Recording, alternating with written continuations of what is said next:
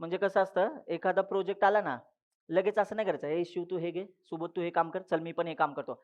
असं एका दिवसात प्रोजेक्ट इन झाला की बनत नाही. आधी आहे ना सगळा विचार करावा लागतो, की त्या प्रोजेक्टचा आर्किटेक्चर काय आहे? त्याचं प्रोग्रामिंगचे स्टॅक काय लागतील? इव्हन स्केल वगैरे scale horizontal scaling, vertical scaling ऐकलं असेल ना सगळ्या गोष्टी.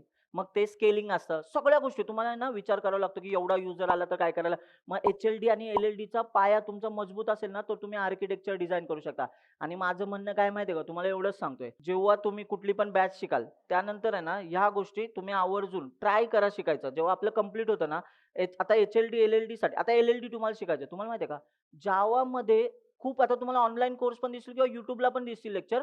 एल-एल-डीचे जर लेक्चर बघितले आणि तो जर जावामध्ये शिकवत असेल ना, तर त्याला आपल्या सगळ्या जावाच्या कन्सेप्ट प्री रिक्विजिट असतात. फक्त तुम्हाला एल-एल-डीच्या कन्सेप्ट समजून घ्यायच्या असतात. ज्याच्यामध्ये डिझाइन पॅटर्न येतात. मी ऑलरेडी एक डिझाइन पॅटर्नबद्दल तुम्हाला बोललोय, सिंगलटन.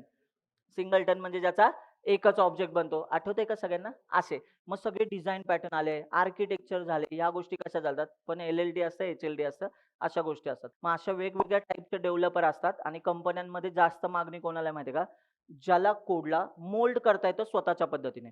म्हणजे त्याला कळतं, की माझा कोड लिहिलाय, पण समोरच्याची रिक्वायरमेंट चेंज झाली, तर मी कोडचं स्ट्रक्चर बदलू शकतो. काही-काही लोकं रिजिड असतात. रिजिड म्हणजे काय होतं ना, त्यांनाच माहीत नाही, की त्यांनी काय आर्किटेक्चर वापरलंय. म्हणजे लोकं आहे ना, अख्खच्या अख्खं ॲप्लिकेशन देतात आणि त्यांना विचारलं ना, "कोणतं आर्किटेक्चर तू फॉलो केलं किंवा कशा पद्धतीने?" तर आर्किटेक्चर?